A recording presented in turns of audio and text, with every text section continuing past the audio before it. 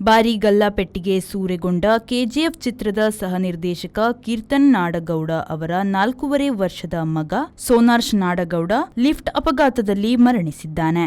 ಆಂಧ್ರಪ್ರದೇಶದ ಉಪಮುಖ್ಯಮಂತ್ರಿ ಹಾಗೂ ಚಲನಚಿತ್ರ ನಟರಾದ ಪವನ್ ಕಲ್ಯಾಣ್ ಈ ಬಗೆಗೆ ಮಾಡಿರುವ ಪೋಸ್ಟ್ ಎಲ್ಲೆಡೆ ವೈರಲ್ ಆಗಿದೆ. ಚಿತ್ರ ನಿರ್ದೇಶಕರಾದ ಕೀರ್ತನ್ ನಾಡಗೌಡರ 4.5 ವರ್ಷದ ಮಗ ಸೋನಾರ್ಶ್ ಲಿಫ್ಟ್ ಅಪಘಾತದಲ್ಲಿ ಮಡಿದಿರುವುದು ನಿಜ.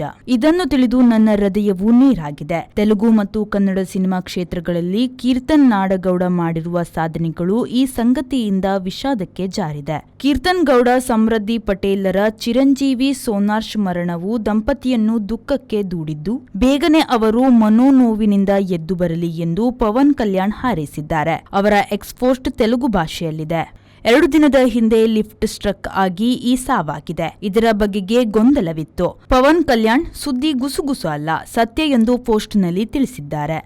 ಕೀರ್ತನ್ ನಾಡಗೌಡ ಹಲವಾರು ಕನ್ನಡ ಮತ್ತು ತೆಲುಗು ಚಿತ್ರಗಳಲ್ಲಿ ನಿರ್ದೇಶಕ ಸಹ ನಿರ್ದೇಶಕರಾಗಿದ್ದು, ಕೆಜಿಎಫ್ ಮೂಲಕ ಹೆಚ್ಚು ಪ್ರಸಿದ್ಧಿಯಾದರು. ಪ್ರಶಾಂತ್ ನೀಲರ ಸಲಾರ್ ಅಲ್ಲದೆ ಹೊಸ ತೆಲುಗು ಚಿತ್ರ ನಿರ್ದೇಶಿಸಲು ಕಳೆದ ತಿಂಗಳಷ್ಟೇ ಅವರು ಗೊತ್ತಾಗಿದ್ದರು.